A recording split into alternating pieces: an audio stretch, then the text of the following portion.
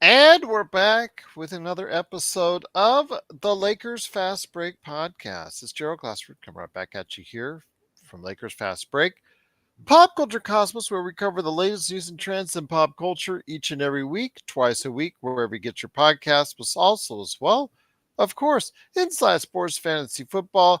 Go ahead and check out what we're doing each and every week at Inside Sports Fantasy Football.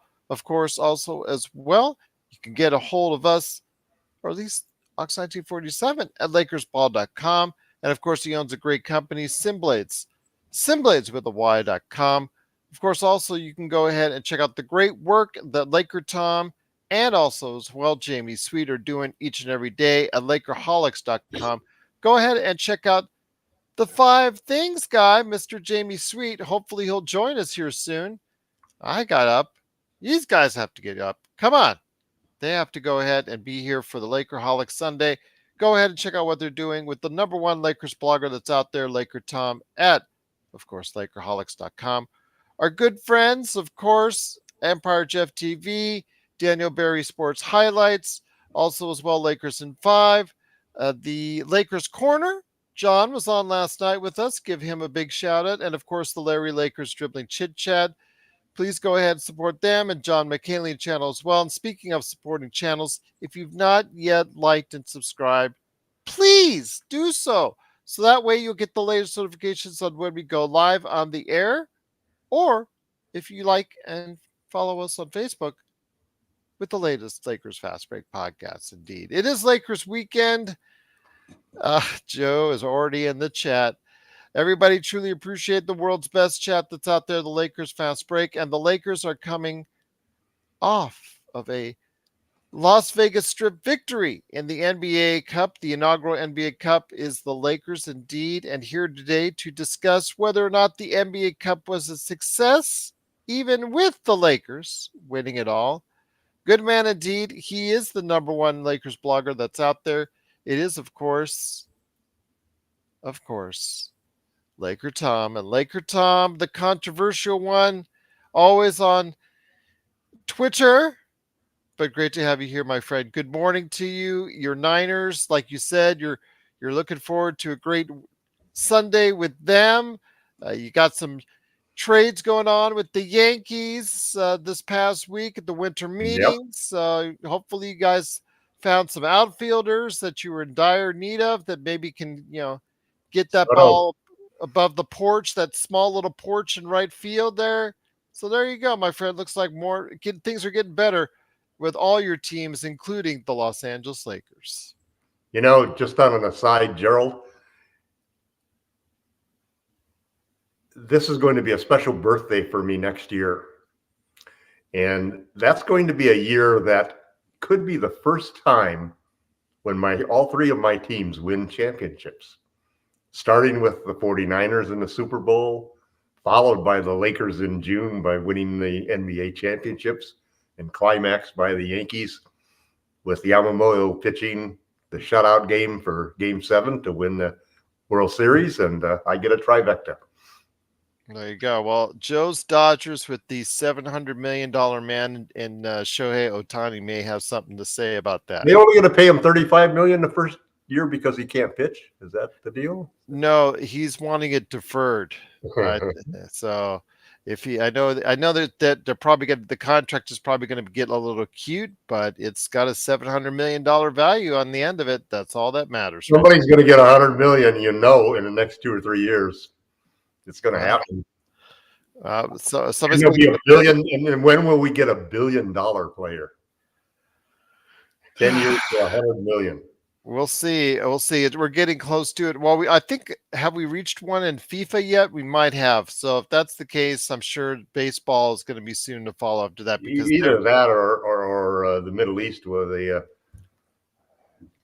they'll create a basketball league with just LeBron and pay him $2 billion for a year or something like that. Well, we'll see. He is going to be an owner pretty soon at the Las Vegas. Speaking of Las Vegas, but wasn't that cute how Silver just slipped in there that there's no franchise included with his trophy? Yes, for now, indeed. But I know him and Shaq have some eyes on Vegas in regards to a team. Ox 1947 says the Yankees are winning the World Series like I'm George Clooney. So there you go. Yeah, that's thoughts indeed. But once again, it is the Lakers fast break. Truly appreciate you joining us. The Lakers get coming off of an NBA Cup victory. Your thoughts on how the success of the NBA Cup went over? I know, despite the fact that our eyes are still adjusting to the fact that those Technicolor courts were awful, and some people were just not getting this group play or the point differential and all that other stuff, that the league really didn't make it clear to the public on how this thing is run. Ultimately, the ratings were better.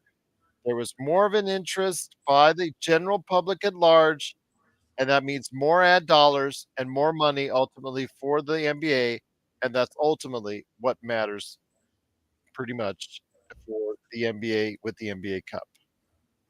Well, the NBA's got a terrific record for being able to market their own product extremely well. And they put a lot of thought. It was 2 or 3 years worth of planning putting this together. And yeah, there's a few glitches in it, but generally speaking, it was a phenomenal success. And the players loved it. The thing that really jumped out at me is that the crazy courts and the crazy uniforms made it really clear which games counted. The only thing I think I'd like to see is, I don't like the idea of the Lakers playing an extra game where LeBron could have got injured by McConnell throwing himself at his legs and so forth. If they could get rid of a regular season, if they could make the semifinal games regular season game, there's no reason why they can't gerrymander around and make the finals of the in-season tournament be a regular season game, so that the Lakers don't have to risk an extra game. And at some point they'll give them a tiebreaker or something as the benefit for doing it.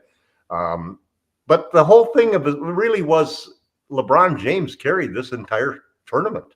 He made the tournament because he made it important. And that was really the key to the whole thing, because every time the Lakers played in a tournament setting, and anytime they put those crazy uniforms on and got onto those crazy courts, they were focused. And watching this game, I said before the game that I thought this game might be a preview of the NBA Finals, and it might be a preview of the MVP Finals, of who's going to be the MVP for the league, because Halliburton is going to be very difficult for most teams to stop. And the rest of the league just hasn't seen yet how good this Lakers defense could be. They are going to be the top-rated defense the rest of the year. And there's a good chance, I think, that LeBron James can win an MVP and the Lakers can win a championship this year. And I think it's the in-season tournament, the IST, is a resounding success. And I think that the Pacers could be maybe even a bigger beneficiary of that tournament than the Lakers, because they took care of the 3 main competitors in the East to get into the finals of that tournament. And they've got some room to trade and bring some people in and some money to spend next summer, that they're going to be a pretty good team. I mean, it's a long shot now to get Buddy Hield or Miles Turner from Indiana. That team, it's just amazing how getting Halliburton and having him double the number of threes that he takes from 3 or 4 a game to now 9.5 a game, and hitting over 40% every year that he's been in the league. He's the next Steph Curry. I mean, that crazy, stupid set shot of his that really downgraded him in all of the draft classes, and that's the thing that everybody's been killing themselves for, because that's a shot that everybody said was going to get blocked in the pros. We saw from the Lakers' length how that shot can be affected, and he threw up a couple of air balls with Reddish pressing him hard. But the in-season tournament's here to stay. They'll make some adjustments to it. It'll get better, and I'm all for it. It's a gimmick, but if you can do something to get the players to play better, to feel that the games are more important, and to get the kind of competition that we saw, I thought that was a great game, man. I mean, I couldn't believe the Pacers really hung with us, and they hung with us by getting to the free throw line. They used part of our formula, and the numbers that came out of this particular game. This was like the biggest, and the stats will never count for anything because they're lost in the internet basically. But we held the Pacers to their lowest offensive rating of the year. We took the fewest 3-point shots of any team to win since, I don't know, 50 years or something. I mean, the stats, there's one after another of incredible stats of how a team could be so dominant in the points in the paint and not taking threes and still able to win without doing that, making 2 3-point shots. And the heroes left and right in the game. I mean, obviously LeBron, this was the worst game of his 7 games, but he still had moments when, man, he's just, I think that the coach of the Pacers said it best. Don't talk about how old he is, and he's in his prime. Stop all of this talk about soon to be 39. I'm not going to use that phrase anymore. Soon to be 39 years old. I must have typed it 50 times in the last month. It doesn't matter anymore. LeBron James is in his prime, period. And Anthony Davis, Mr. Irrelevant, Mr. Street Clothes, he kind of shut up everybody on that one. The thing about this team is that this is the healthiest that we've seen LeBron James and Anthony Davis since 1920. I mean, LeBron looks so, he's like a kid out there. He's really he looks like the youngest player and the most energetic player on the court. And that's not because other guys weren't having great games and playing terrifically. It just shows you that we always say a healthy LeBron and AD is a championship. Man, that hasn't changed. That hasn't changed. We just haven't seen them healthy, and now we're finally seeing it. And if we keep our fingers crossed and knock on all the wood in the world, it'll last till next June. Once again, it is the Lakers Fast Break. It is Laker Tom, the number one Lakers blogger that's out there. It is, of course, Lakerholics.com. I do want to say before I bring on Jamie Sweet, a couple things I want to go ahead and note. It is 2020, Hugh mentioned, not 1920, because 1920, LeBron and AD were not exactly alive at that point in time. But it is 19/20. Oh, no, I don't think you said the slash, but all right. Maybe it's because I meant the slash. I didn't say it. Okay, you meant the slash. No problem. Dante, I want to make sure I don't forget his question because I'm going to forget everything this morning because I'm so tired. When did you go, or what's the last time you went to Yankee Stadium, Mr. Yankee fan? I've been there once in my life. Okay. I took the train with a friend, went to the game, and the Yankees lost the series. All right. There was a massive fight on the train back on the way back. My friend got knocked down, got his glasses broke. But that's the only time. One time. All right. Just a wonderful New York Yankee experience there. There you go. All right. I do want to mention a big shout out to Serbia. Big Sofo is in the chat.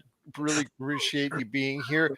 Also here today is a good man indeed. It is, of course, the guy behind the 5 Things articles that he does at Lakerholics.com. He's also the guy we were actually joking about on our last show about Admiral Akbar because there's a trap game coming up. I can tell already. It is, of course, Jamie Sweet. Jamie, great to have you here, my friend. Good morning to you. Good morning. Mr. Sean's going to be on the way to talk about, the wonderful trade that Laker Tom has been proposing with the Indiana Pacers. He said this could be an NBA final. And before we get to that, as far as I don't think that that's going to be the case, as much as I love Indiana Pacers style of play, it's really fun to watch. It's absolutely very visually entertaining, but absolutely not going to be a winning formula in the playoffs because the fact they just don't play good enough defense. I want to bring up for you your thoughts on the NBA Cup. I always talk to Laker Tom. Obviously, it's much bigger and much more resounding success than I had anticipated, Joe had anticipated, Sean, or anyone else here on the staff. I'm happy for the NBA if that's the case. They got the ratings that they want. They got the business that they want. They got the absolutely technicolor courts that they want. Your thoughts, my friend, overall on the NBA Cup and its success going forward, even with the Lakers winning, with or without the Lakers winning, I guess ultimately is I would have to Well, say. I mean, obviously, thank you, Gerald, and it's great to be here. Sorry I was late. I had to grab bagels for the family real quick, so I didn't quite make it back in time. There was more of a line than I expected. So No worries. everybody loves bagels. Tom will talk in your stead. Don't worry. I have no doubt. I have no doubt. I think you can't say anything more than it was a complete and totally unqualified success. I mean, all the stuff that people do or don't like about it, the stuff that people don't like about it are generally on the nitpicky side. Although I will say this. There was a moment in the game, I think it was in the first half, when LeBron bumped knees with somebody, and I thought of you, Gerald, because I was like, here it is. This is that moment Joe was talking about on that. It was when McConnell chop blocked him. Right. Yeah, McConnell, went for the low block off the offensive line to stop the run. And, he took LeBron out. And, of course, it was McConnell, right? Like, of course, it was the gritty, rough role guy, their version of Grayson Allen. But I like McConnell much more than I like Grayson Allen as a human being.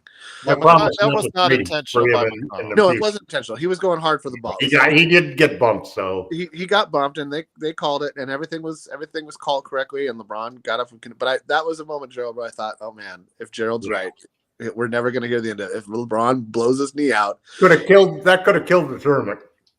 Could have killed the tournament. Would have definitely killed our season. Everybody been like, "Oh, this is why you don't play an extra game." Da, da, da, da, da. Like it would have. So this, just know that, Gerald, that I thought of you when that happened. I was like, "Oh man, I hope that doesn't get." And then AD got kicked in the balls or And then elbowed AD in the balls. Yeah, Really, man. Yeah. No, LeBron did too. I mean, those guys were really. It was a highly competitive game. It was a playoff targeted game, man. No, it was the intensity was playoff level, and it was a lot of fun to watch. Yeah. There's some things that I would like for them to tweak going forward. I think the courts definitely need to be reevaluated, both in terms of their color scheme and don't tell Highlighter that, because that's probably who sponsored the courts. Well, yeah, I mean, but the red teams just can't. And you should be able to bring your court if you're the home court team in Vegas.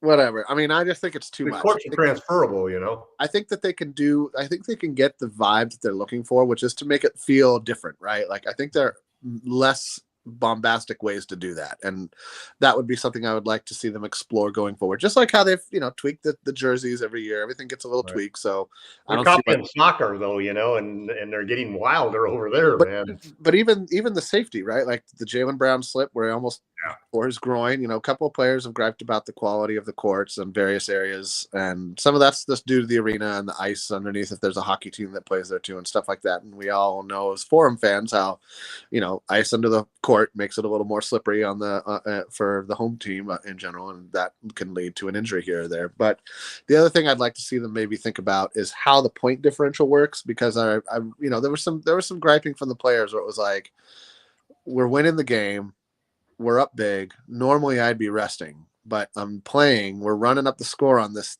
woebegone team, making them feel bad. We feel bad. Nobody wants to do this, but we kind of got to because we want to get all the way in the play-in tournament, And so that I don't know how that part can be tweaked because a point differential is a point differential. But maybe there's another limit it to like 15 so it doesn't get crazy, I don't know what the that eliminates trying to come from so far behind. I mean, I understand why they put it in there, right? They don't want to have a tiebreaker game. They don't want to add another 83rd game for some other 3 or 4 teams. Like, I get that. That makes sense. So, but there's got to be another metric. There must be another way. And if there's not, then that's fine. But then they have to acknowledge somehow. Well, some of the guys didn't understand. It's a problem for optics and it's a problem for health. You don't want to play. If you're blowing a team out by 30, 40 points, you don't want to keep your best guys in there. I don't think they can play an 83rd game. I don't think that's fair. I think they have to eliminate that. There's I no agree. reason why they can't somehow figure it out. I agree. Absolutely. I agree. Yeah, I agree with that too. 100%. Or it should somehow count, because it's weird that now there's just these mystery games that are going to Yeah, be. but how can it count other than a tiebreaker or something like that? And I don't want it affecting the playoffs, because let's say a team like I don't know right now, let's say San Antonio wins the NBA Cup, and they're having an awful season regardless. They should not be rewarded by getting an automatic playoff spot. Just maybe because the 31st pick in the draft would be a nice little reward. I don't know, but that's what I mean. There's little tweaks we're talking about, right? Little tweaks are all we need. Little tweaks to the format, I think, and of course they'll look at it going forward and look at ways to improve marketability and blah blah blah blah blah. But overall, I think it was, for Adam Silver, kind of a masterstroke. It added a ton of competition to the sleepy part of the season, which is up until Christmas, right? The NBA season is generally looked at as starting at Christmas in the past. That's over now. Now it starts. We never saw a game like this at this time of year in the past. I mean, maybe some of those early 2000 Lakers Sacramento regular season games when they Rick Fox and Doug Christie are fighting in the hallways behind the stadium and stuff like that. But not league wide, not over a period of sustained weeks, right? All the playing games at the quarter pole too. That's pretty amazing. It gave a lot of meaning to the quarter pole, exactly, and that I think was Adam Silver's goal. Obviously, it helped TV revenue. Obviously, ratings were up already. Yada yada yada. That's the goal. They wanted to renegotiate the TV deal. This is a perfect time to add this. So curious that it all happened at the same time. And what do you know? It's almost as if people count dollars or something somewhere. Yeah, right. So, I just think that it was, of course, better than I expected. I thought it would be a little bit more of just like a gimmick, frankly. And so it definitely had more intensity. And honestly, the fact that it wasn't a gimmick is entirely because the players gave it value. Right. Players had not valued it. So that's hard to do with it not being a concrete schedule in there, by sprinkling the games in there. Yeah. Like trying to explain that to my wife, she says, why don't they play them all at the same time or, the same week or something like this? Right. I see why they don't, though, because it kind of it's I think it's cooler because it makes it like there's a night in the NBA where you're curious, is my team going to advance? Is my team going to do poorly in this? And it's a great test. Look at what it did for Indy. They need a bigger team reward, though. The players are great with $500,000, but they ought to give the 31st pick. I like the idea of that. No, that's like a weird thing baseball would do. The All-Star game decides who has home court advantage and the best, most important. The NBA is not shrinking in any of that area, man. No, they'll do it. Yeah, I don't think that's one shot is going to come up at some point in time. You know that. No, I think it'll just be like a nice cash bonus. Everybody, if you watched any of the post game stuff on Spectrum Sportsnet, they asked every single player, "What are you going to do with your $500,000?" And they all had really thoughtful, intelligent answers. Christie had the best answer. Christie had the best answer. He was like, "I'm going to save it. I'm going to save and invest it, and it'll become something bigger." Right. I'm putting this in the bank. D'Lo talked about his vacation. Austin Reeves, his golf club membership. Yeah. Right. I mean, they all had great answers. Right. $250,000 for a golf club membership. Right. Well, he's going to go to every single golf club on planet Earth. So, and that's. But the other, I like Torian Prince's answer was I just hope we got some smart young fellas up in here to do the right thing. Nice one, vet. Nice. Imagine for the two-way guys, though. That's a nice payoff, man. Dude. And the coaches, the assistant coaches, they all got a bonus. So everybody got a nice little bonus. And I want to say one more thing. I wonder how much of that bonuses got gambled in Vegas before they left. I think it's going to be interesting to see what the echo effect is of this competition, right? Because like we all said, the level of competition is not normally this high this early.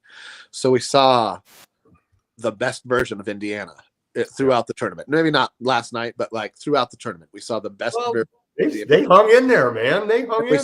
We definitely saw the best version of the Lakers last night, right? That is the absolute blueprint the Lakers want to bottle up, distribute it to the players.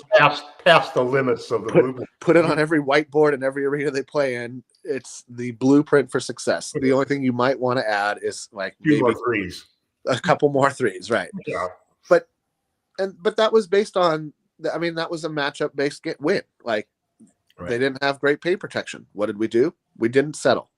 We not one time settled the entire game for 20-foot. Blonde was terrific. I mean, we only scored 10 points outside of the paint in the entire game. There was no settling. Everybody attacked. Every single player attacked the paint with purpose, with the intent of scoring at the rim or getting a foul, and it showed in the win, and it showed in the stats, and it's the way the Lakers will win for the rest of the season, and it's the only way they're going to win an NBA title. Oh, funny. What's so amazing about this? I wonder who's been preaching that since 2019. Both of us. The main thing is both you and I. People don't understand how difficult it is to go to the rack every time. I'm not saying didn't seem so hard last night. If you've ever played the game, settling, I don't even care if it's if you're on a playground or what. You play a long, hard game, and it is so easy to settle. Oh, yeah. I mean, it is so easy to settle, especially the three-point shot has taken settling to a whole new level of comfort. I agree. And the discipline that the Lakers showed was just amazing. They were making a statement, the ultimate statement, which was that we're going to score every single point in this game right over your head. If you listen to the audio, Doc Rivers said Darvin Ham is making a point tonight. He's saying that we can win in the paint. Right. We don't need the three. It would be great. It would be nice, but we do not need the three-pointer to win. At least against this team, we don't. Well, that's what I'm saying. It is matchup based, And let me say this, okay, because I know Sean wants to cover the trade possibilities or lack thereof with Indiana, and I'll let him touch on that when he comes on, because he said he was going to be on here in a few.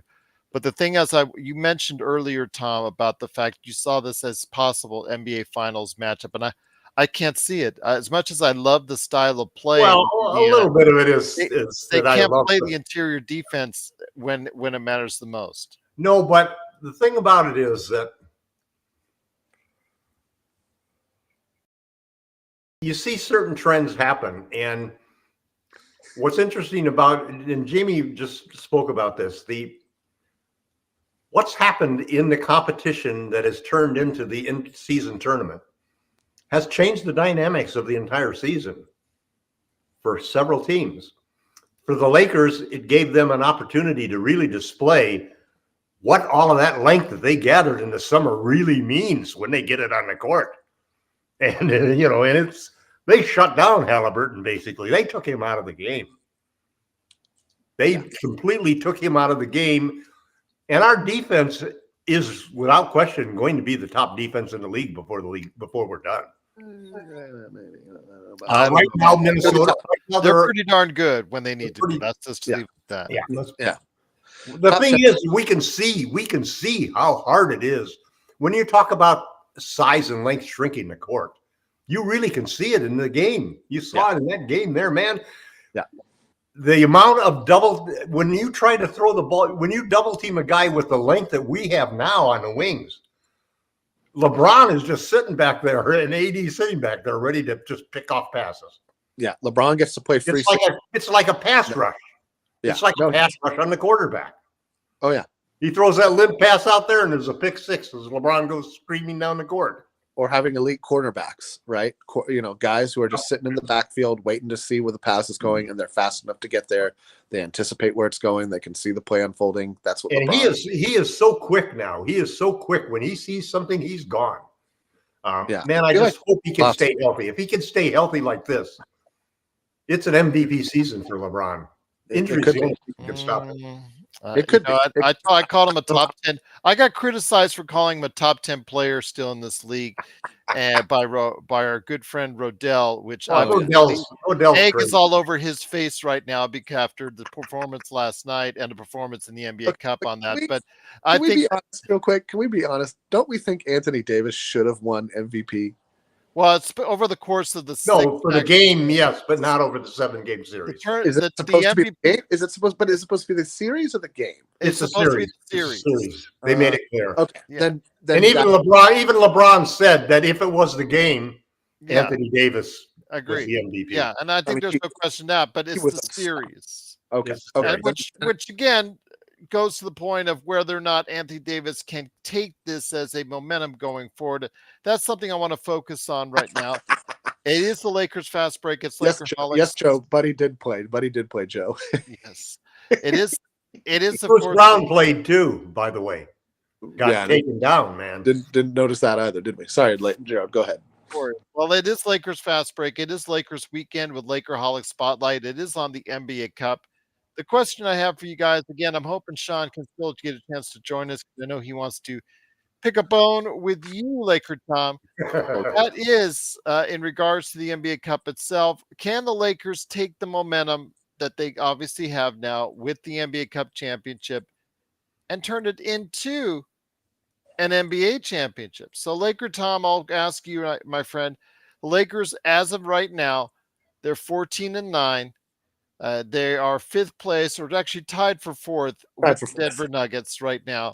I want to go ahead and say, as far as that's concerned, they get rewarded for the NBA Cup victory with a back-to-back game on Tuesday and Wednesday. So we'll see what happens there. To me, again, it's still about the bigger picture, and that's what I want the most. The NBA Cup is nice. The 500K is nice, but that really doesn't do me any favors in the race for 18th championship. That's what I want the most over Boston. Your thoughts, my friend, on will this lead, as far as it's concerned, health willing, into an NBA championship after an NBA Cup victory? Well, I don't think there's. I think what it shows is that the Lakers, number one, have the ability. Well, let me even reverse that. I think it shows, number one, that LeBron and AD are still LeBron and AD, and if they're healthy, everybody else is second. Yep. The second thing is that it's our length. It's getting healthy and getting our length back. That's made the difference.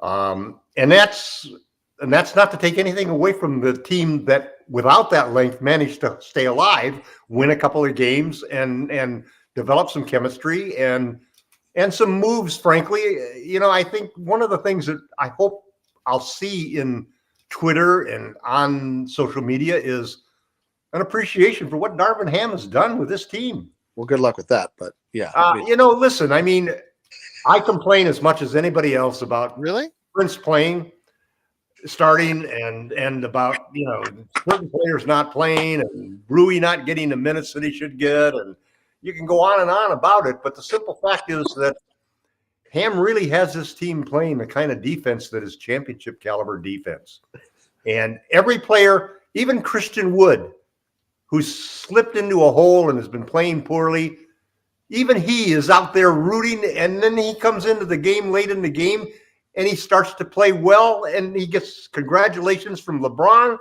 The team and the chemistry that's been created by this head coach and this coaching staff and their player development orientation, what they've done with Reeves, what they've done with Reddish is just amazing. Yeah. I mean, you talk about what an advantage the Lakers are going to have after what they did with Reddish next summer. Yeah. They're going to have every single guy who wants to redeem his brand looking to want to come to the Lakers. It's true. And you combine that, if we can stay underneath that, the tax penalties, the ability to get into the buyout market when a lot of our competitors can't. The Lakers, that says something about being able to handle the salary cap in a manner that no other team can, So I think that the tournament is not going to be what catapults the Lakers on. It's just one of those steps that the Lakers took. It's one of those motivational things that LeBron took, AD took. They all embraced that whole thing, and they said, "Okay, let's do this." And it's the focus of being able to do that. The focus of being able to, okay, this game is important because we have a goal, which is to win this tournament. And LeBron is playing. That's something LeBron wants. If LeBron wants something, for as much as he gives each person on this team, you can bet those guys want that bad for LeBron. This could be one of the most rewarding Lakers seasons ever. At 21 years for LeBron, after all of the disappointments we had in the comeback. Hey, Sean, at any rate, it's, gotta be just, this is a season that's going to be special. I really got a feeling about this being a special season. Once again, it is the Lakers Fast Break. It is Lakers Weekend, a Lakerholics Spotlight. The spotlight is on the NBA Cup. And before I get it back to Jamie on the question at hand in regards to the NBA Cup and whether or not Lakers can catapult this into an NBA championship, want to go ahead and bring in our good friend. Indeed, he is the madman from Toronto. He did get out of Toronto traffic to join us today and ask Laker Tom a question on Buddy Hield and Miles Turner. Mhm. It is the Magic Man, Sean Grice. Sean, glad to have you here. I have been waiting for you to go ahead and grill Laker Tom on this. So, my friend, take it away. All right. Take it easy, Sean, now, please. I've been sick all week. I've taken cough drops just to be able to talk today. So, I'm an old man, so take it easy. You guys go way back. Way back. I mean, we're gonna be friends till one of us is in the ground, as far as I'm concerned. And let's hope that's not me. What? Well, I hope it's not me. I mean, I'm the one. If anybody's going closer to the ground, it's me, man. Oh man. Well, Guess Just who's for everybody's second on the list, information. though? yeah. No, Well, for Second on everybody's the age information, list here. given the let fact me, that let me make a statement here, just so everybody understands. Yesterday was my 79th birthday. Happy birthday. Happy happy birthday, belated birthday. So, as I said at the beginning of it, I'm looking for my 80th birthday to be the trifecta. All right. Tom. All right. That was a great NBA Cup victory. They did it. I thought I heard LeBron saying this NBA Cup victory is for Laker Tom out there on his birthday. Laker Tom. Well, I kept telling my wife that, it's not going to be stressful, honey, because listen, if we win, we're champions. And if we lose, we're still got a 3-game win streak. Right.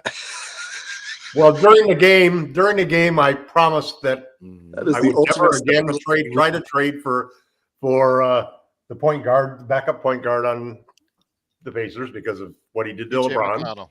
Yeah, and I also, a couple of days ago, I promised to stop trading for Miles Turner and Buddy Hield. Well, let Magic Man talk to you about that because again, I Okay, doubt go ahead, Sean. I doubt that will last. I doubt No. that will last. I Yeah, think this maybe time fine. next week you'll be putting him in trades again. Although McConnell, I had originally threw that idea your way a long time ago when you had this trade. I said, No, I've had McConnell in numerous trades, and I promised. No, I Tom's told you liked this a year and a McConnell half since he ago was in when you Philly, started it. So throw I McConnell in there. Go ahead, Sean. yeah, no, I was gonna say Tom's like McConnell since he was on the Sixers. So he's always been a spunky little you know what out there. Yeah. And I mean, again, we were talking about it, referees. He gets calls because he makes it look like it's real contact. He sells it good to the refs. Yep, he does, and he's feisty. He's feisty. But I will say this though, Gerald. I can't ask Tom to come to the front of the congregation because he's already said that there's no more Turner and Hield trades. That's so baloney. You and I both know that's baloney. Never. There's nobody off the table ever. So you think so? Well, this With isn't you? going to be. There will be. Anyway, I think the point of the matter, Gerald, is that I think yesterday exemplified a lot of people's careers thus far, and four in particular. And it was only one game, it was only one tournament, but it was a snapshot into 4 different careers that we're looking at. One is Tyrese Halliburton. And one thing we know is that there's a budding superstar that needs help. That's very clear. Almost 16, 17 years ago to the day, everybody thought LeBron needed help as well. That's one snapshot. The other snapshot is that AD had a 40-25 game that doesn't count, Gerald. I know. The one there he goes. In there. We usually get one every 6 or 7 weeks, and this one don't count. Nope. Somehow the trophy we won, that's real. The stats you got for it aren't. I mean, it'll Make it make sense. It'll count in the overall historical record of the tournament itself in this tournament game. Right now, he's the all-time points leader and all-time. He's got the. But highest, if they change the rules next year and this is not an extra game, that one game will be lost for posterity. Yeah, that's right. kind of one snapshot, right? Then they'll just go back and add the stats surreptitiously, and everybody will get a little. But the other one is Miles Turner and Buddy Hield, Gerald. Miles Turner fouled out of the game, and problem last night. It's almost been the story of his career defensively. I mean, here's the thing, Gerald. A lot of guys get painted as potential superstars, but they're really special role players. They're not special superstars or stars, but they are ascending role players and super role players. Exactly. And those two guys, Hield and Turner, fall into that category. Yep. Ben Simmons falls into that category as well. And what happens a lot of times, Rudy Gobert falls in that category. Exactly. Tom's right. And I think what happens, Gerald, is a lot of times scouts get teased with greatness. Money doesn't make you great. Greatness makes you great. In the moments you need to be great, when you're great, that's greatness personified. Although 500K would be looking pretty great to me right now. Are you kidding me? Could go tell the bank to stuff it. This is mine now. Gerald's a lot better than mine. Listen, Gerald's still trying to get on that crypto.com naming rights money. Oh, I would love to go to the bank and do that. I'd love to rename it Lakers Fast Break Forum. I always wanted to be Bill Murray and St. Vincent at the bank when he basically tells them to go to hell when he's got a lot of money and then no money.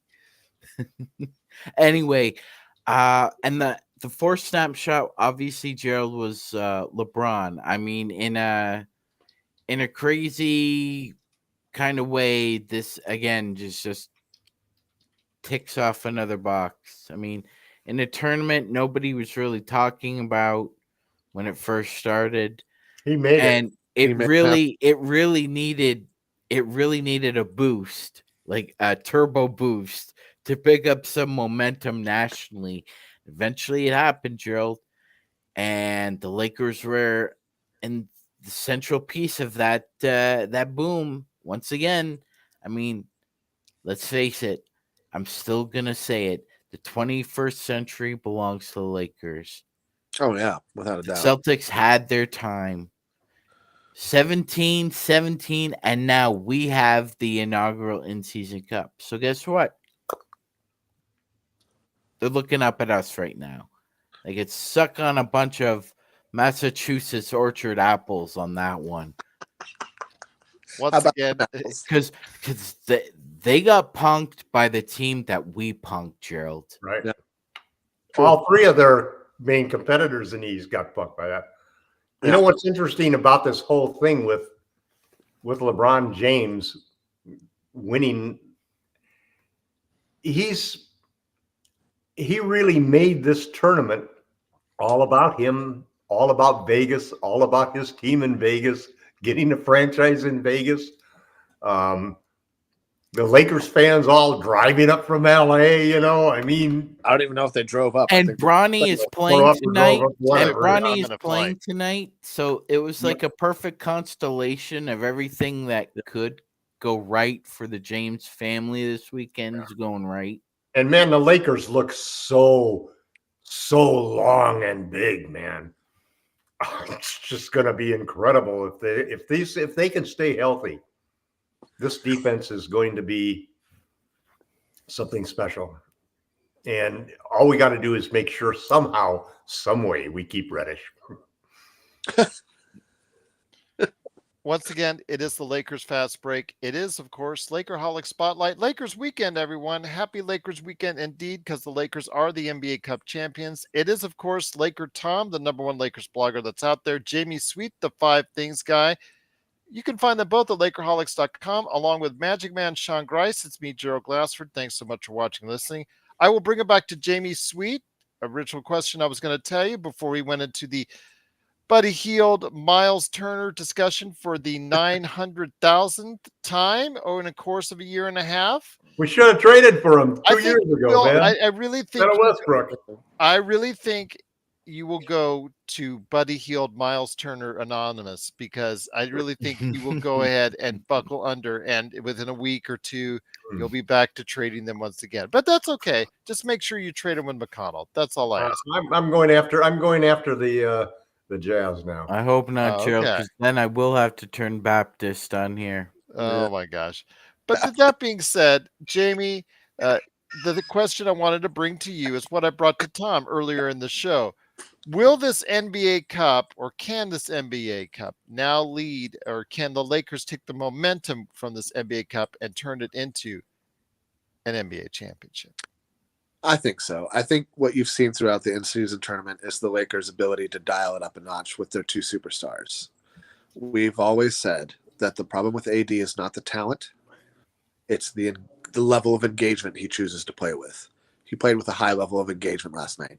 Same thing with LeBron. LeBron can drop 20 points in his sleep. He can get 10 assists or 10 rebounds in his sleep.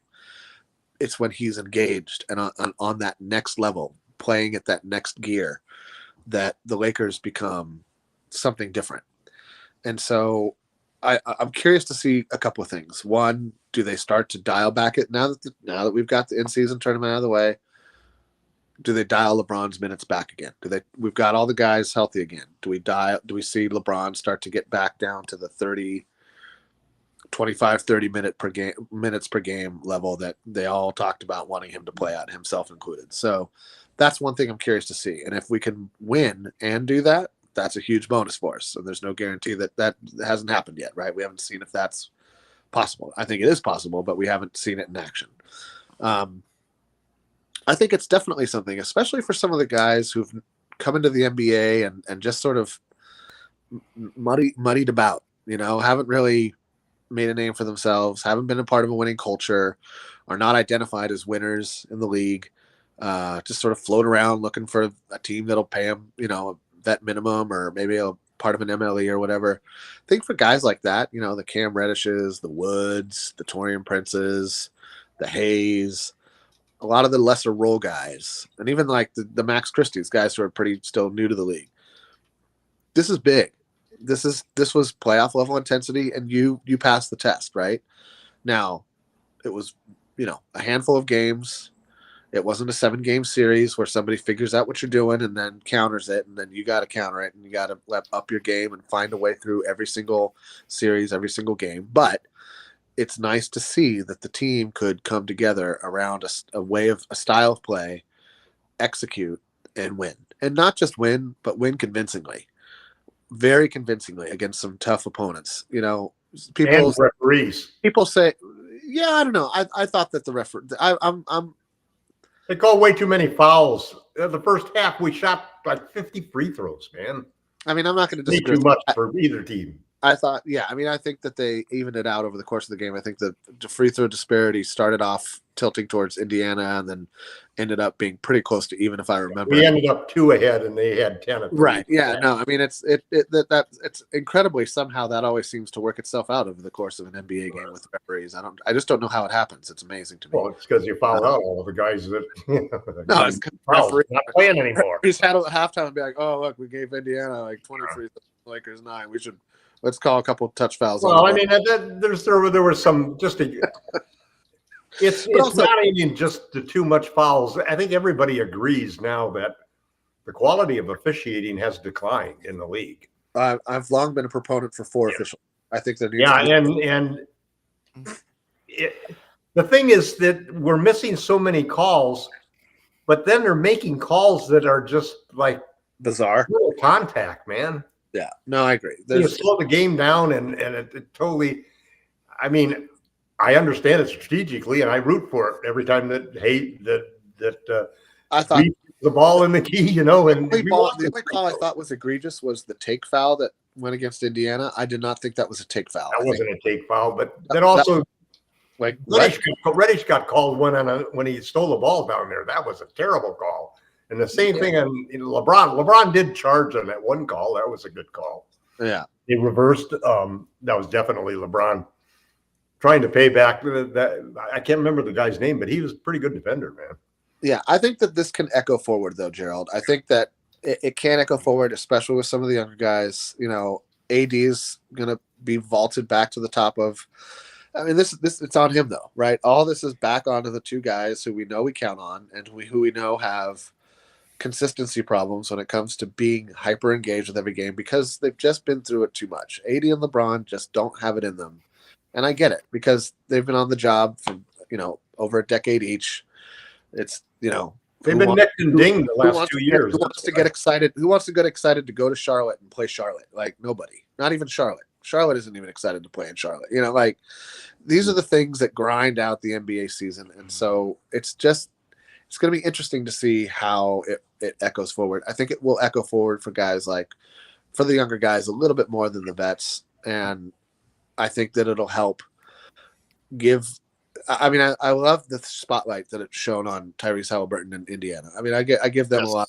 It was awesome for them to finally play on a national stage. I think they didn't play in any nationally televised games at all last season, or maybe he's only let me say this, before he actually appeared in the IST, he had only played on national television once, and I think that was NBA TV. Or it was actually TNT. Never played. No, it was TNT. It was TNT with Washington, against Washington. Yeah, which nobody watched probably because of Washington. Yeah. Who gets excited to see Kyle Kuzma and Jordan Poole do their, Senators routine? It's just terrible. Those two guys are terrible right now. Nobody's excited about that. So, I just thought it was great that we got to see some young guys. We got to see the Lakers at full strength. We got to see a great upcoming. By the way, Jamie, Indy. I read an interesting stat today. In the last 48 games between the Pistons, the Spurs, and the Wizards, they are 1-47. Wow. Well, yeah, I think there's another stat there, Sean. In those three teams, the only wins that they had were beating each other. Right. Yes. That was out of 50 games. These guys had no wins. Excluding the Spurs, who have beaten the Suns twice. Yes. All these teams are beating up on each other. So let me ask this, Sean. Let me bring it back to you. And once again, it's Lakers weekend, Lakers Fast Break. Truly appreciate it. Hopefully you are having a great Lakers weekend with the Lakerholics Spotlight. I want to ask you this, Magic Man. So I brought the question to Jamie. I brought the question to Laker Tom. Now I bring it to you, my friend. Can the Lakers utilize this NBA Cup success and turn it into an NBA championship this season? Yes. Yeah, I think so. That was the hypothesis that a couple of writers had about what the ultimate goal of this tournament was. And it wasn't necessarily just to win it.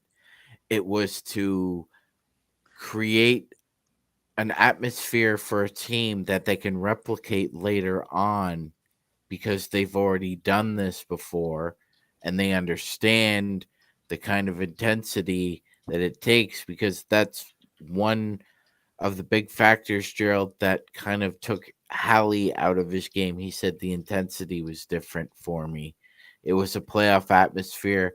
I had never felt anything like that before.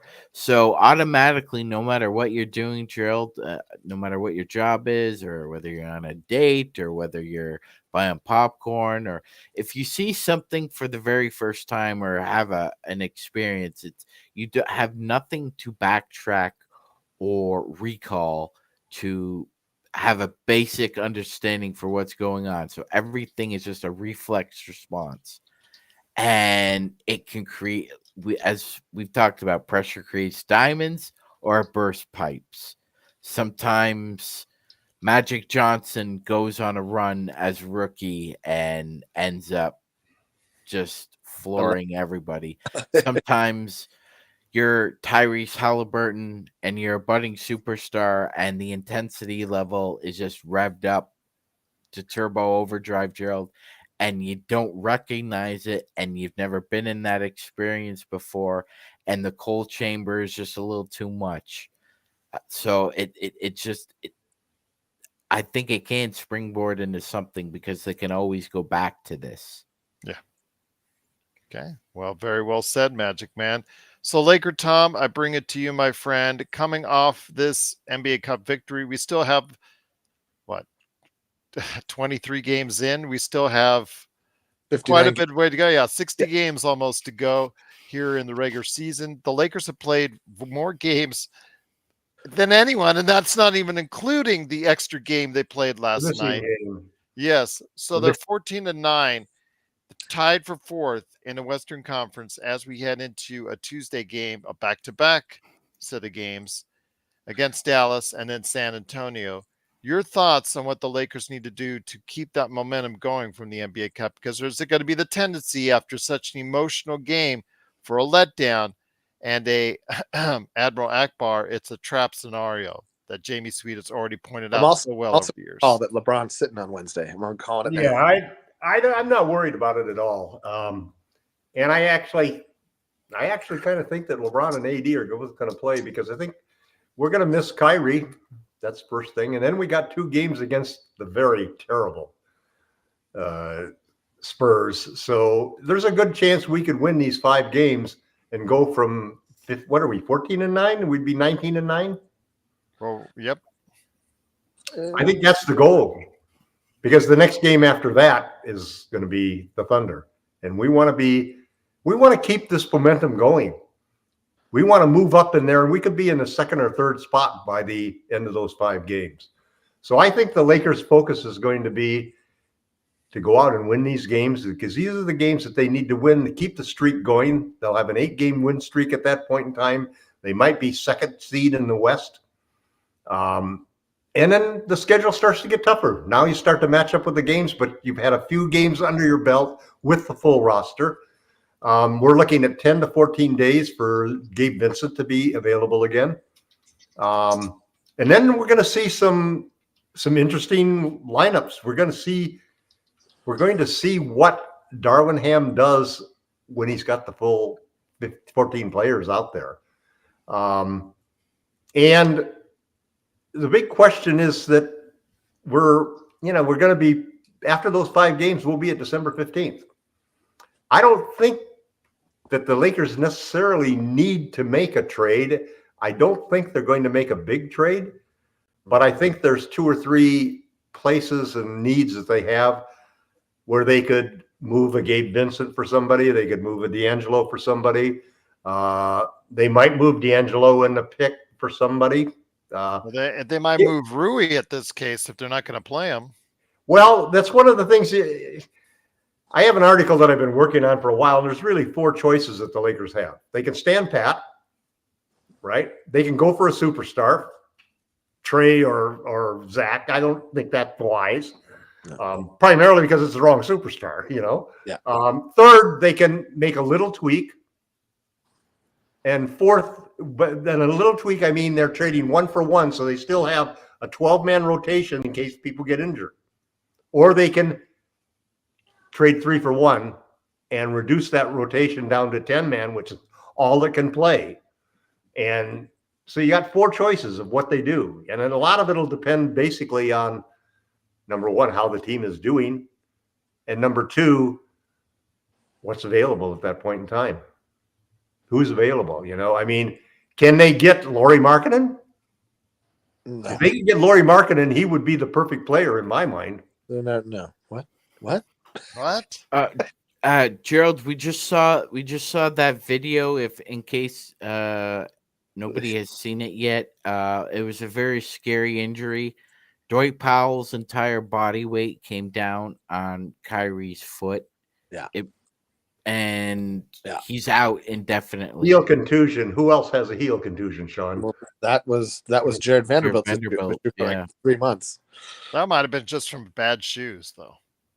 Yeah, no, but Kyrie's might be real, and it might be like that might put a dent in there. A 7-foot human being lands on your foot. That's going to hurt. And let's be honest, when you're 7 foot tall and 285 as Dwight Powell is, Dwight, you're really 300 pounds. I know.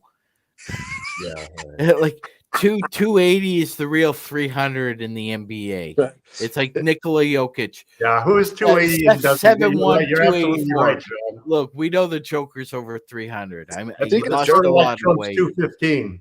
Speaking Yeah. of Joker, the Denver's struggling without Murray, man. That's never been more obvious than this season. Hey, maybe if they don't, maybe they're not rooting for Houston to have a pretty good season, Jamie, because it seems like Houston's got their number. I mean, listen, I'm any team that beats.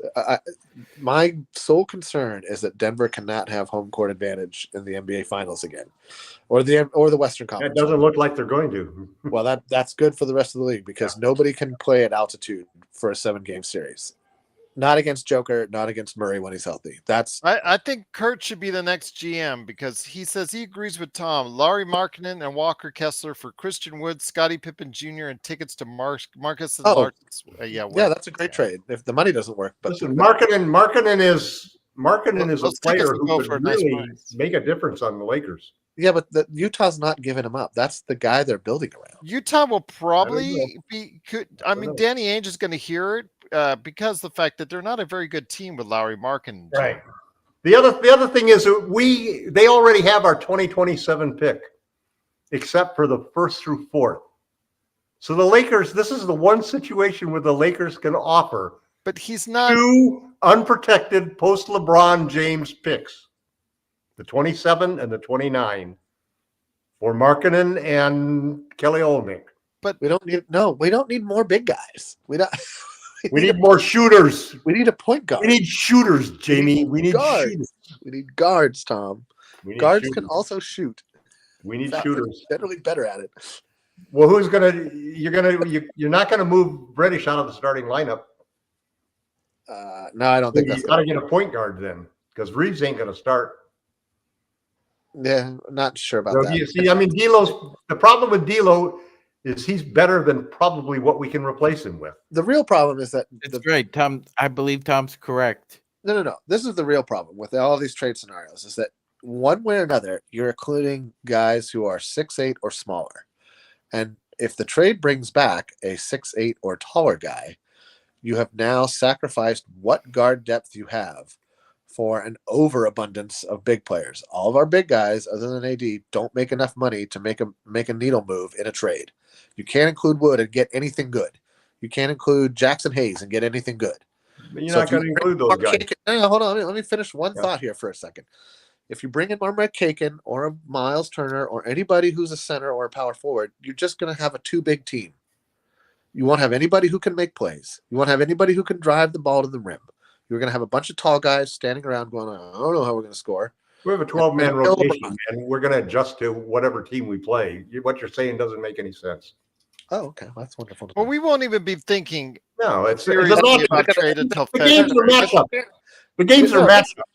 You played a different lineup, you put a different rotation out there, or you. You're telling me if we traded, you're telling me that if we traded Gabe Vincent and D'Angelo Russell for Lauri Markkanen, that the team would play great. No, we still have to get. You're still going to have to solve the point guard problem. First of all, That's literally what I just said. okay. First of all, come on, guys. Nobody's going to be on the Lakers. It's going to be traded until probably late January or February at the earliest, because of the fact that, again, all the contracts have to go over. Plus the fact, like Doobie says, because of what we've done in the NBA Cup, the Lakers are probably going to evaluate and see how this team plays out and give this team some time under their belt. Secondly, nobody's going to trade for Gabe Vincent, who has a 3-year contract with a gimpy knee right now, and he has got to be back on the court to prove himself. Nobody wants Gabe Vincent. That's not necessarily true. It's pure fantasy. It's a 3-year contract. Look, you offer Vincent, and Rui, and your 2029 pick for Markkanen. Not going to take it. They're not going to take it. Maybe not. Not But gonna also, you include the 27 pick. You got 2 first-round post-LeBron picks. They already have the 27 pick. Not for 1 through 4. Tom. Hey, Sean. You don't like it? It's just my opinion. No, I know. I just who the Lakers are going after and who they want to do. Sean Harder. No, the reason why I said about Olynyk, about his toughness. I already, yeah, he ripped his arm off and he separated his shoulder in a tussle. Yeah. Who do it? So let's Kelly bring it back Olynyk. to let's bring it back to Magic Man. Magic Man, I can't believe Tom doesn't want to. He's going to throw Gabe Vincent every trade, even though Every again trade. We don't need Gabe Vincent. That's the real. that's point. what every other NBA GM Everybody- is saying right now. We don't need You, Gabe Vincent. you, so. you trade Vincent. You trade Vincent in second round picks probably for a player around $10 million. There's guys out there that are worthwhile. If you could get Trey Jones, there's several guys you could go out there and get. If you could get Olenek for that money. So But there's you're lots stuck of with a opportunities there. 3-year contract for a guy who already has bad knees 4 games into his 3-year contracts. As a self-respecting, It's not a recurring GM, injury. He didn't have a bad knee before. He It's did. not a recurring but he injury. has one No, now. He did. That's the He did. point. No. He He's did have a been out bad with. knee before. He's had Right. knee problems since Miami. He's only making $10 million. He's a tradable. For 3 years, that's on your cap. Ah. And if you're over the cap, it gets multiplied on top of that.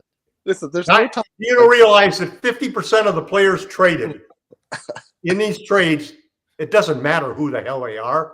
They're nothing but 79 salary and filler still to make the kicking, I trade see. happen. Okay. All right. Okay. They're just salary filler to make the trade happen. Magic Man, your thoughts on this, my friend? You said you wanted to go ahead and pick a bone with Laker Tom today, my friend. Please, for Go the ahead love and of pick. God, pick that bone now, my friend. Yeah, we're not having any more discussions about Buddy Hield and Miles Turner coming to the Lakers, Gerald, No. on the LFB. I hope not. But when you Because hear they this, trade if we do, Not till the summer anyway. if we do have to do this, Gerald, it's gonna be like a brother we're out thou, and we're gonna have to go out to the river and be rebaptized. Oh man, by the sirens or the whatever they are, the fates, the 3 fates, the 3 witches. Like John the Baptist used to do. He turned them into a frog.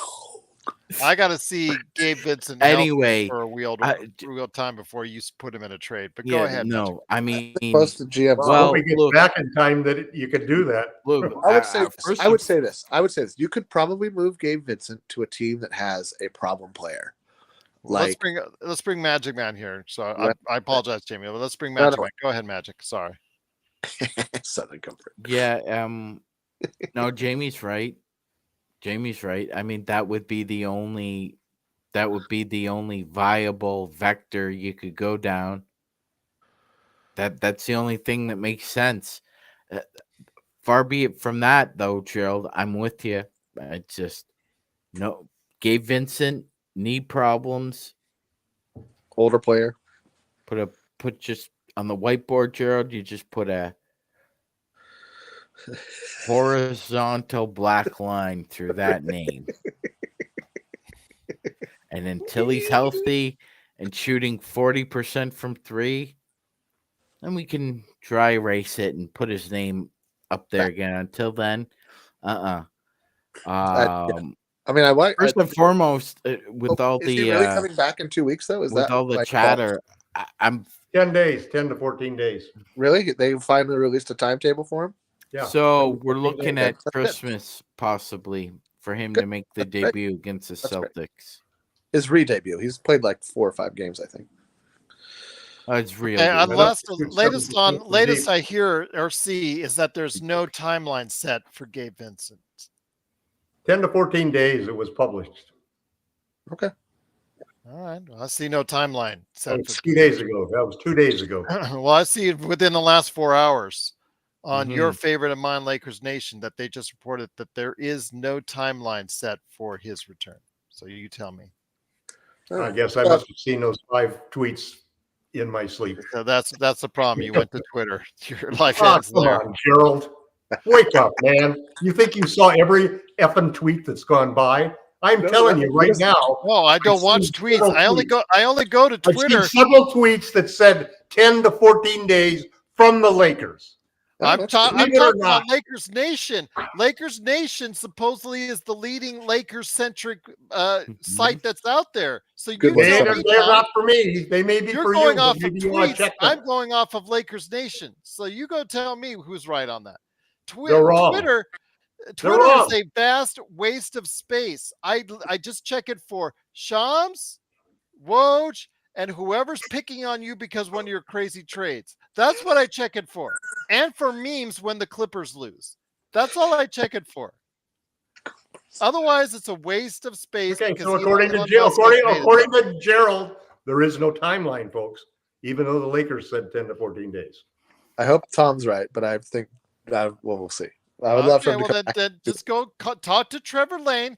Make sure you at Trevor Lane when he comes. I'll post it on your face. Okay, how about that? Post it on my face. Wow, 79, and he's still threatening me. You are such a you woke up in a bad mood this morning, and you've been in a terrible. How did I wake up in a bad mood? How? From the moment I just said hello to you in the morning. Let's get this thing going.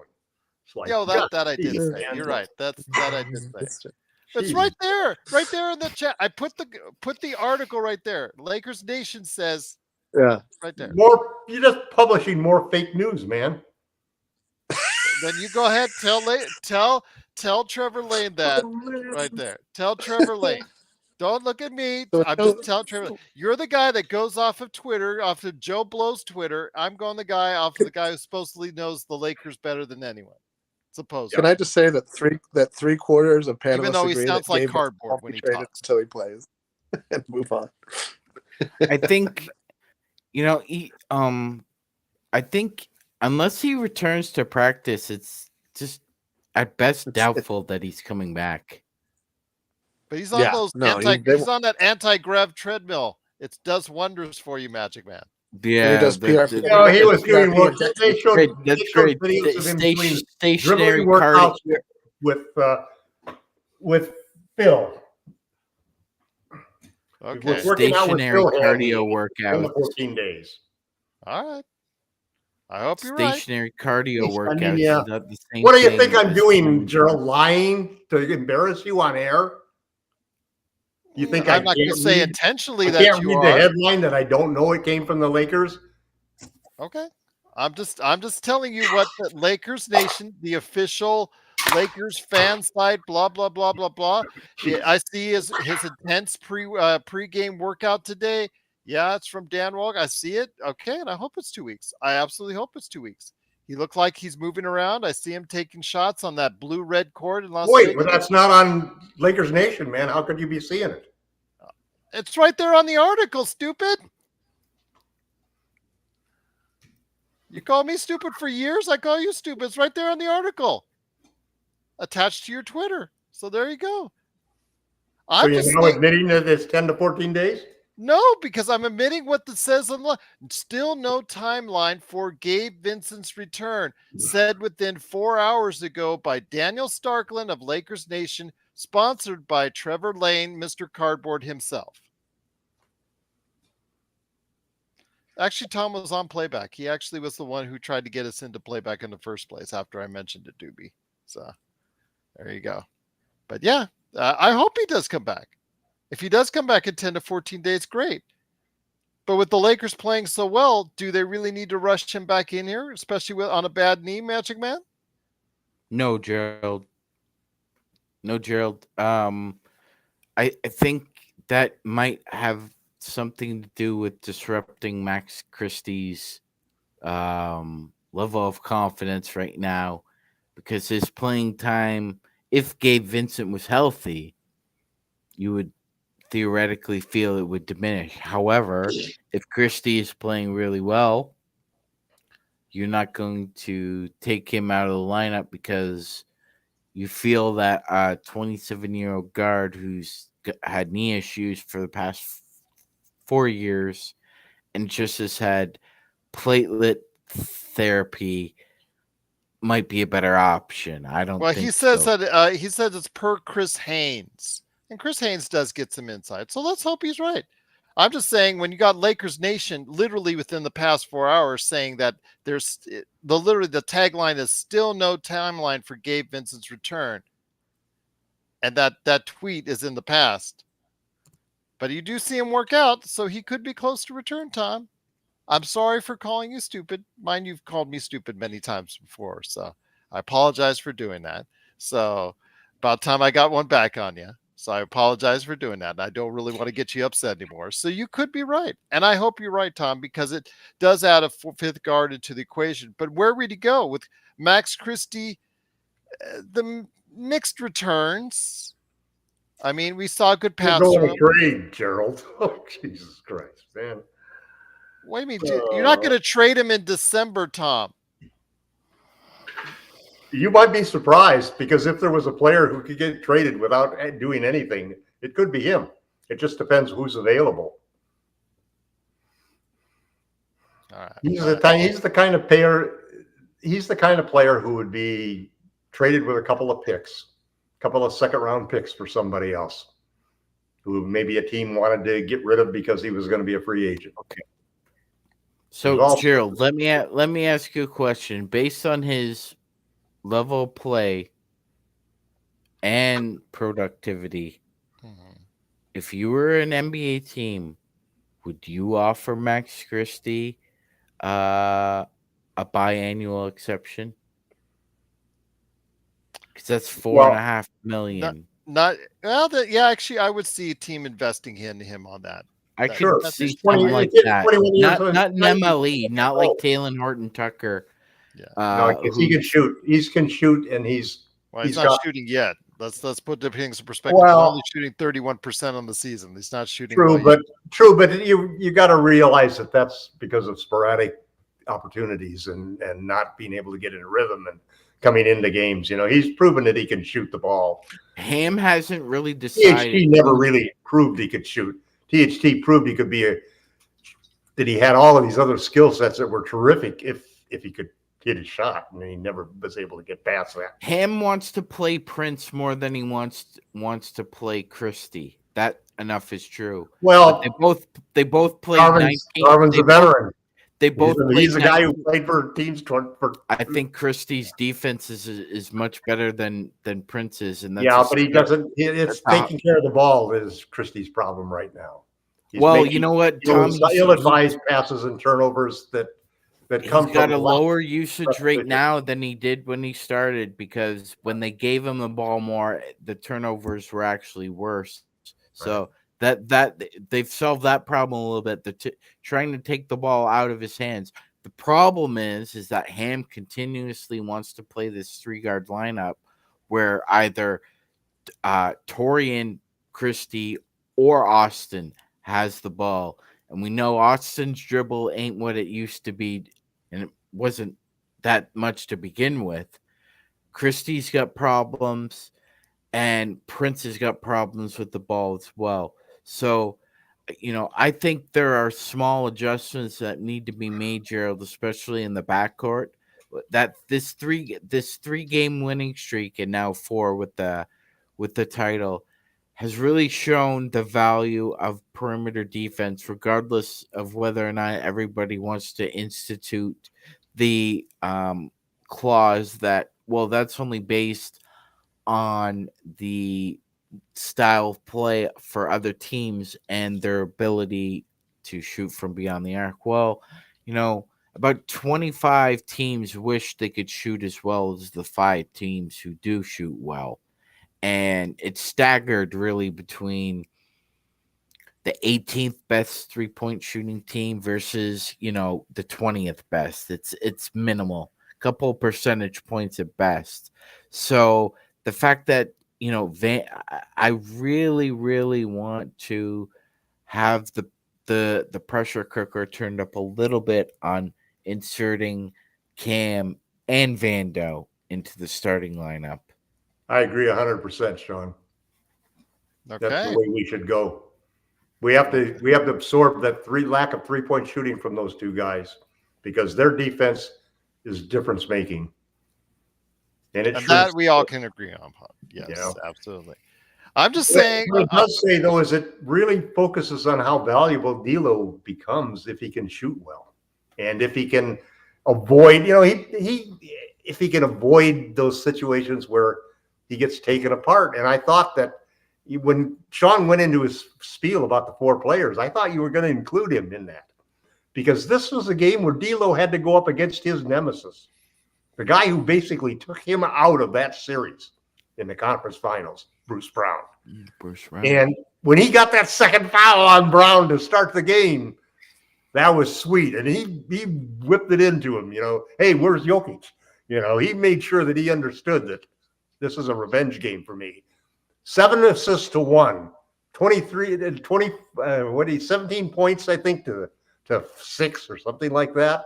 1 rebound. It was just a total plus 17 versus 0 for Brown, which was like actually the best player rating on the Pacers team. But D'Lo really, he made his points in the first half. But remember that situation where all of a sudden Ham pulled Reeves? We were down to like a 3-point lead, I think. Ham pulled Reeves, put D'Lo in. 2 straight times D'Lo gets smooth, sweet, little easy jumpers from within the paint. And all of a sudden we're back up on a 7-point lead. That was crucial. And you saw the reward D'Lo by he was in the game in the fourth quarter. He was in there playing during the clutch minutes. These are the types of moves and things that are why these players love Darvin Ham as a coach. Because everybody on that team knows what's happened in the last couple of years. They know, Christian Wood knows he's going to get his shot. Just root for everybody on the bench, and when you come in, play hard, even if it's in garbage time. And everybody on this team seen that. They saw Lonnie Walker get his opportunity there and he get his payday. They saw Malik Monk do that. Now they're seeing Cam Reddish do it. I mean, everybody nitpicks at Darvin Ham's rotations, at his substitutions, at his timeouts. But just like last year, as the team got healthy, we made the right changes to the roster to improve the rotations. That team started to play better, and those guys played hard for him every single game. We came back in so many games where we didn't finish, but you had to admire the way that we would not quit and come back. And this team is showing that same type of fire right now. I really like what's happening with Ham. I love the way the defense is going. And I agree 100% with Sean that Vanderbilt is a guy who should go in there and replace Prince. I don't care if he can't shoot as well as Prince can. I want that kind of defense. Now, I do like the idea of having the tandem, though. I have to admit that. The way that he's using Vanderbilt now to replace Reddish so that guy doesn't get a chance. I've always been more of my style has always been if Reddish is going to guard a player, he mirrors his minutes then. The other coach takes him out, you take him out. The other coach puts him in, you put him in. But I like the way that he's using Vanderbilt as a second defender. And if you guys notice, and I'm sure you have, it also makes it difficult to hunt D'Lo when those 3 guys are out there. Yep. Have you noticed that, Gerald? Defense better. He is. Have you noticed that, Gerald? Yes, I have. It's harder for teams to hunt him when those 3 guys are out there. It's not just the protective factor. It's that, as Tom said, he's improved a lot, especially on his switches. So, and I agree 100% with Tom. Screw the fact that if he wants us to go from like 28th to 23rd at 3-point shooting, Gerald Vando creates a lot of opportunities for us with his stocks, his steals and his blocks and his deflections that turn into quick points. I mean, we turned the game around them in the transition, Gerald. They tried, their game is scoring easy off quick chances. We popped them last night on the same thing. I want to say, though, that Darren, thanks so much for the super chat. AD only had the 4th highest plus minus, making that, the plus minus is just really just, I don't know. As a stat, it's just totally unreliable. So I really don't think anybody can really utilize it because it doesn't really show you how effective the player was. I don't think it's a good gauge. I agree. Well, in a single game, it's not. But if you look at the pattern that you see of players over a period of time, I don't think you can deny a simple fact that what plus minus measures is how many points is your team scoring more or less when you're in the game. And you can't tell me that Cam Reddish's plus minus is not telling you that he is having a huge impact on the game, or LeBron James. Our inability to win when LeBron is out on the bench is not a major factor, and you got to measure those things. I think plus minus, you can't take plus minuses and compare them between two. It's not reliable, Tom, is what I'm trying to say. What's reliable about any stat? What a stat tells you, you have to interpret. A stat tells you that a guy can score. A stat tells you a guy can defend. A guy can get deflections and so forth. It doesn't give you any grand measure that you can measure against other people, but within a team context, who's on the floor when the team is winning matters. And anybody who says that doesn't matter doesn't understand the nature of the statistics. If you continue to have a plus minus, you're not going to be in this league. That's a fact. And Gerald, I understand. I'm with a lot of Laker fans, and I'm with a lot of our audience. I'd like to see Rui play more. However, I think last night was just a result of matchups. I don't think it had anything to do with Rui's attitude, demeanor, or his play. It was just based on matchups. The Pacers have a lot of twitchy wings that can do a lot of different things. Rui is a very good complementary role player, Gerald. But one thing you're not going to ask him to do is chase 2 and 3s around the court with like a chicken with his head cut off, because he can't do that well, and you shouldn't ask him to. And that was another good adjustment with Coach Ham. And I'm sure he explained that to Rui as well, because you're not going to ice a guy, keep him in the doghouse. We know Rui's got the right attitude. So I think that's just what the case was. It was a case of matchup. Same thing with Christian Wood. Yeah. When we play big teams, they'll both be playing. Well, that being said, it is the Lakers Fast Break, Lakers Weekend. It is Lakerholics.com, Laker Tom, and the disappearing Jamie Sweet. I haven't heard back. I think his cell battery probably went out or something like that. I do apologize to Laker Tom for on his 79th birthday, on his weekend. Though again, you said reverse. It's in the past. I'm hoping you're right that Gabe Vincent can come back in 2 weeks. I'm just going by what Darvin Ham was quoted as saying. Of course, the totally evasive answer. But Chris Haynes has the insight on a lot of things, so you could be right within 10 to 14 days. We'll see what happens. But then they don't need to rush him back. They really don't need to rush him back, especially with the knee.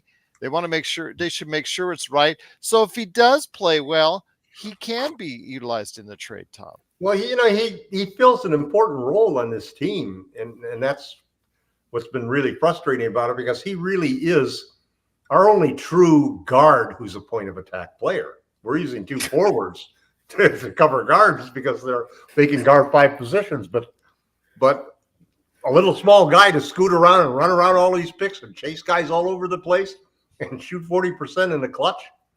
That's why we signed him to a 3-year contract. It's always easy to trade a guy who you haven't seen, who hasn't done anything to help your team, who you're not missing. Okay. It is the Lakers Fast Break. It is, of course, Lakerholics Spotlight. So, Tom, before I get it over to you to go ahead and make sure you plug all the stuff that you're doing at Lakerholics.com. And I was hoping Jamie would stop by or still stay with us to go ahead and plug his 5 things, but they're basically on the NBA Cup tournament and the Lakers victory there. Magic Man, any last thoughts on the week ahead before we head on out, my friend? Happy for the Lakers winning the inaugural in-season cup, Gerald. Kind of unexpected, but nice surprise. Hopefully, I didn't hear anybody call it the play-in tournament, which I thought was really a remarkable achievement by the announcers. Absolutely. So it's good camaraderie, Gerald, and overall, I think it's a good vibration, that locker room. So hopefully this means that they go on a 10-game winning streak here. I hope so. I hope they can utilize and use that as a catalyst going forward.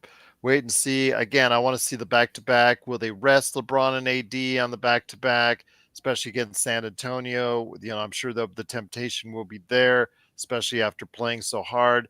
The possible emotional letdown coming into the Dallas game. We'll see how that gets affected. Laker Tom, what are you working on before we head on out for Lakerholics.com? It's been a really hard time to write. I've got like 10 articles partly written, and now I'm finding myself sort of stealing parts of different articles, putting them together differently to create new articles. And Copy and paste. Yeah, and it's funny because I think the thing that's the biggest thought that's running through my mind right now is that this period that we're going through, the in-season tournament victories and how we've all of a sudden got everything healthy together, and how the team's defense the last 5 games has been like number 1 in the league and under 100. We're talking about 95. Reminds me a little bit in 19/20 when we had those 2 big weekend wins right before they shut down the whole thing for COVID for 4 months. And we had that weekend where we took down the Clippers and then the Bucks. Watching what happened with the Pacers taking down those teams and us taking down the Pacers, I got a feeling right now that what we're seeing is the rest of the league is going to spend the next month watching as the Lakers move into the dominant position, become the winningest team, take over the number 1 seed in the West, and are looking at the title like they're going to just take it and gobble it up. I think that's what we're going to see happening. I think the Lakers and LeBron, as long as they can stay healthy, this team is a championship team. And this defense is the best defense in the league. We might not even make a trade. So you don't see, even with the shooting woes and sometimes the issues. No, I think another big alongside AD, those, and then perimeter defense even more. Well, ideally, we have three great needs. The first and single greatest need is who's going to replace LeBron James. This is his last guaranteed season with us. He could win and walk off. I don't think he's going to, but he could. So that's why Zach LaVine and Trae Young and so forth, those things, you can't just totally dismiss them. You just can't. Zach LaVine, what does Zach LaVine actually give you at 140? 7.5 threes a game at 40%. Bad knees, no defense. I know. I probably wouldn't make the trade. You could probably talk me into making a trade if you got me Caruso too. I happen to be. But I think there are better targets that are younger, maybe fit the Lakers better. I'm serious about going after some of the players on the Jazz. I think that's a big opportunity for the Lakers. I would not mind at all seeing Clarkson, Olenek, and getting Lonnie. Laurie would be terrific. Magic Man, go ahead, Magic Man, because you wanted to interject with something. I would be very wary of trying to acquire Trae Young at this point. Yeah, I would too. Fantastic. He's a point guard and he's a great 3-point shooter. Fantastic facilitator. Terrible defender. Top 3, terrible defender. And Gerald, his true shooting has gone in the toilet the past 4 years. It's gone from high 60s to mid 50s at this point. And with his height, Gerald, and with the NBA going in a slightly different direction than when he came into the league, I'd be very wary about acquiring him because I think the juice isn't worth the squeeze as far as what you'd have to give Atlanta for Yeah, the he's going to player cost a lot more that than he is. than Yeah. Zach will. Zach, you could almost get in a throwaway deal, but you'd have to give up 3 picks, including the swaps. We don't need that. We don't need that. That's right, Joe. So, Jamie, I'm going to send it out with you, my friend. What are you working on at Lakerholics.com? I'm working on making Joe happy. I just want Joe to be happy. Joe, you're my number one Well, project. don't tell him Trey Young. That's triggering for Mr. It seemed like it in the chat. I mean, I understand. Trey Young's, it's not one of those best of both worlds. He's, you'd be curious to see him in another situation with better players. I'd like to see him on another situation with another team, but go ahead. Me too. Like Washington. I feel like he'd do great in Washington. Yes. They could not play defense together. He and Kyle Kuzma can If we could get Trey Young for what we would have to pay for Zach LaVine, I would do that. I don't know. I don't know. I don't Glad think you I would. want We get him for the 29 pick. Come on. I don't really want He's a either great one. guard. He's a great distributor. He's a great scorer. And it's the one guy you can cover up, and if you still have a strong I think team. Big Sofo's on the right track. We need a good free agency next summer, not a big trade. And I love Jordan Clarkson, Dante T, but it's not a good fit on this. We need shooting. We have to fix the shooting. That's our top priority. Anyway, I think we're going to stand pat. So, but you got your 5 things articles. Latest one is on the NBA Cup, I'm assuming. Okay, I got to go, guys. But it's been a great Sunday, and I'll see you on the flip side. And as for everyone else, truly joined everyone out there on Lakerholics.com. Go ahead and check out Jamie Sweet's 5 things articles with the NBA Cup. Also, as well, go ahead and check out Laker Tom, the #1 Lakers blogger that's out there. Will he be right? I am hoping he'll be right. First off, 14 days. I was just going off of what Darvin Ham in that article, his actual statement is that there is no timeline. But let's hope Chris Haynes is right. He's an insider. He's paid for it. So let's hope he's right. 10 to 14 days.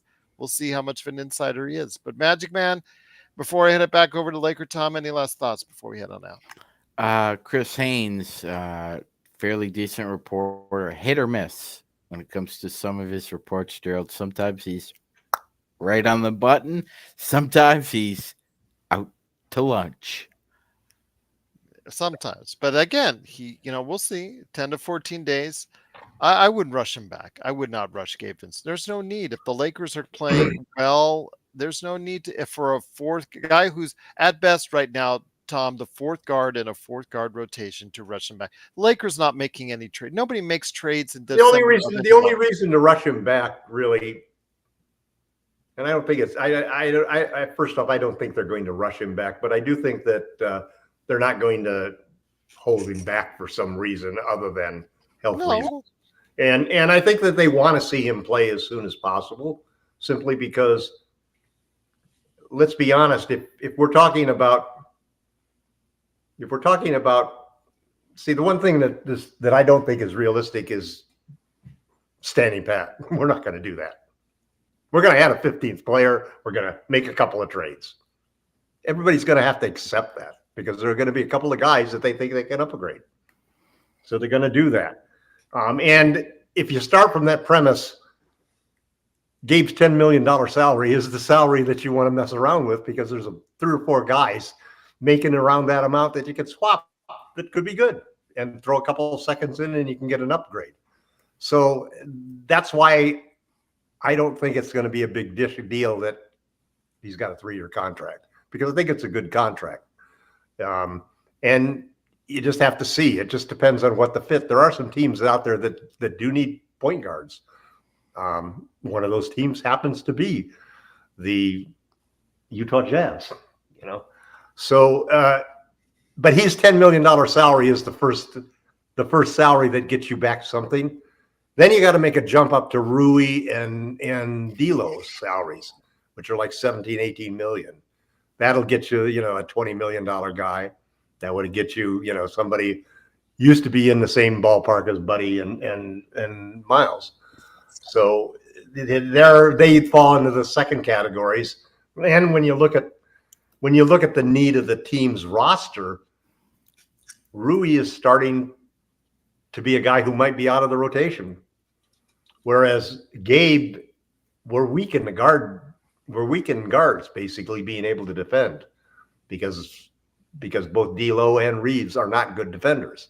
They can be adequate defenders and good team defenders, but they don't have the athleticism to really be elite individual defenders.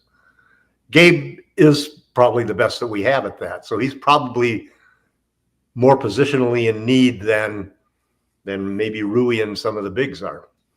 What we still don't have is we still could use somebody who could be a bruiser to throw against the Jokic's and, you know, the big centers so that AD can roam a little bit.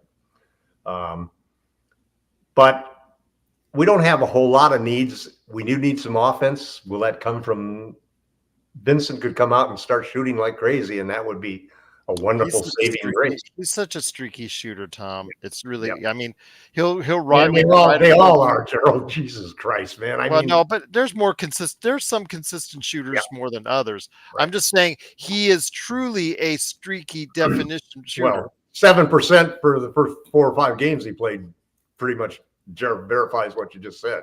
But I meant in the playoffs, like you said, Miami rode a lot of what he was doing in those first couple of weeks, but then he tailed off. But he's more aggressive. You know what?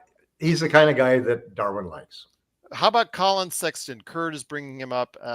He's not been the same player since he hurt that knee, Magic Man. Will you agree with me on that? Yes. 100%. That's the same. Pretty good.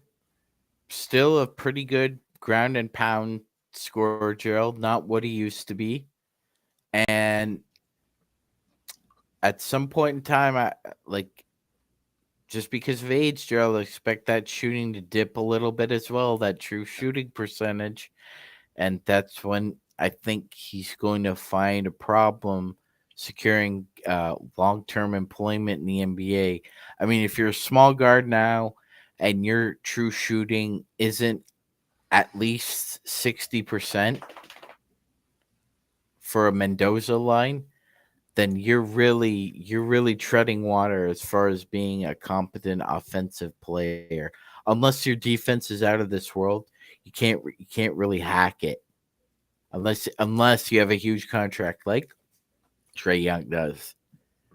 Well said, my friend. So Laker Tom, go ahead and catch him at Laker Tom on Twitter. You can see all the trades that will not include Buddy Hield and Miles Turner. Supposedly for I still think you'll get back on the way. I think you'll get back off the wagon. I don't think there's a reason for them to. You know, it's kind of funny. They moved Buddy back into the starting lineup after they pulled him out, and he's been playing great. And you look at the two of these guys. You've got 2 guys that are shooting over 40%, and they're taking 16.5 threes a game. That is a scary proposition, you know. Man, could you imagine if the Lakers had their backcourt? If we could just swap backcourts with them, the Lakers would be unbeatable, man. But I might draft the next guy named Tyrese, who's in the top 20 rankings for the league, because there's a couple of good Tyreses that are making their name right now, and and they're both just crazy players, man. Crazy good players. Darren, I don't know about Dinwiddie. Dinwiddie's another streaky shooter, and he's having a struggling season right now in Brooklyn. So, I mean, the best of Dinwiddie, obviously you saw in that Dallas series against Phoenix.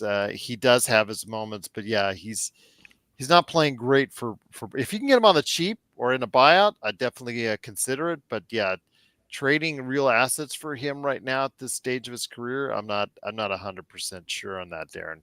We'll see though. These are good suggestions that are out there. Dante says, what about LeVert from Cleveland? As an offensive player, yes, he does demand the shots, does demand the ball. So your defense would improve as far as your offense would improve greatly, but your defense would probably suffer for it. So good, obviously to get the points in there, that could be something where the Lakers need to go ahead and look at. Marcus Smart is a guy I'd go after for a point guard. You know he's shooting 29.5% from I don't three. care. It's defense. It's the defense. But the Lakers are in the bottom 10 in offense this year. Okay. I still don't think that matters. I think that if you get a guy like Marcus Smart to fill that role, and if you didn't have to give up D'Lo to do it, I'd start Smart and have D'Lo come off the bench, or you could switch it around and even have Smart come off the bench. But the Lakers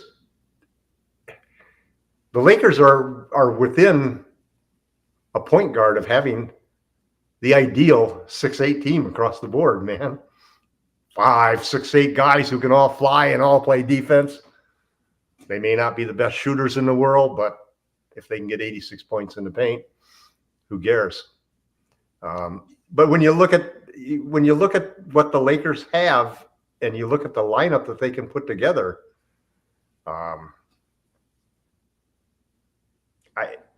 it just makes sense for me for them to look for a point guard who can defend. Who's out there that can defend? Who could really turn this team into actually, for sure, the best defensive team in the NBA? Marcus Smart could do that. Marcus Smart could do that.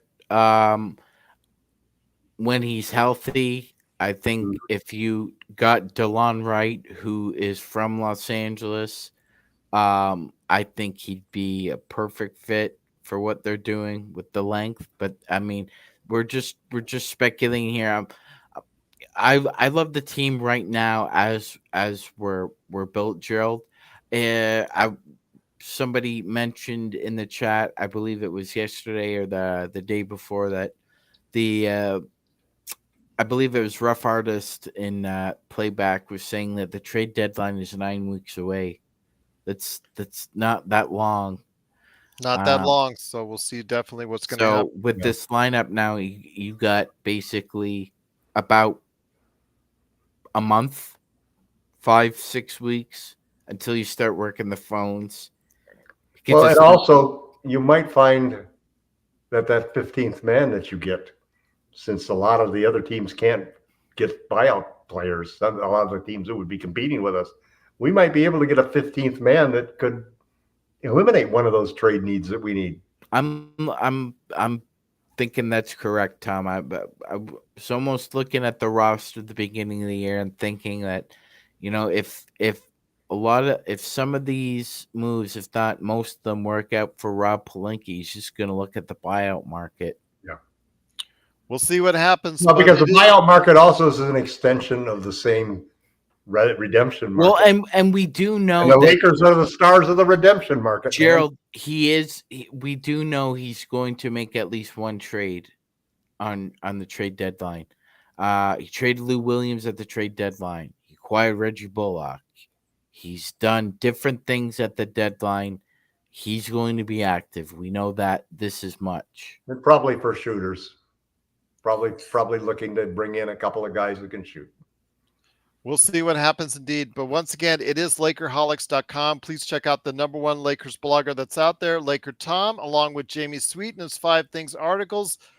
Go ahead and check it out all week long right here at Lakerholics.com. Actually, I will start posting some tidbits from their sites to give you guys a little bit more incentive to go ahead and check out what they're writing about during the week right here on the Lakers YouTube channel. So go ahead and check it out on Lakers Fast Break. Magic Man and I will be back tomorrow with more great stuff for you, including a look into the upcoming back-to-back games with Dallas and San Antonio. Looking forward to that. Looking forward to some great times. Go ahead and check out the live games with us on playback.tv/Lakers Fast Break. And, of course, catch all the great action this week. I will try to be as good as I can and not call anyone stupid anymore. So I apologize once again for that. Gerald, you don't have to apologize. It's It's just Laker passion going wild. Yes, Lakers passion indeed. Yes. Well, but I still want to wish you the happiest 79th birthday weekend that's out there. Yeah, So it's been a perfect weekend, man. 4-game streak by the Lakers. Well, let's see what Brock Purdy does. Now the Niners need to take over, and a little help from the Cowboys, Scott. Boys. Well, we'll see what happens. We'll see what happens indeed. But once again, it is Lakerholics.com. Go ahead and check out Jamie Sweet's 5 Things articles and the #1 Lakers blogger that's out there, Laker Tom. Magic Man, Great to have you here. Truly appreciate you and I having such a late night, then getting up early for a great conversation. People enjoyed it. A great crowd again. Thank you so much for being part of what we do. The best Lakers chat room that's out there and the best Lakers show that's out there is right here, the Lakers Fast Break. Wishing all of you a fantastic Lakers weekend. NBA Cup winners. Can they take it all the way to an NBA championship? We'll find out, and we'll report it here right on the Lakers Fast Break podcast.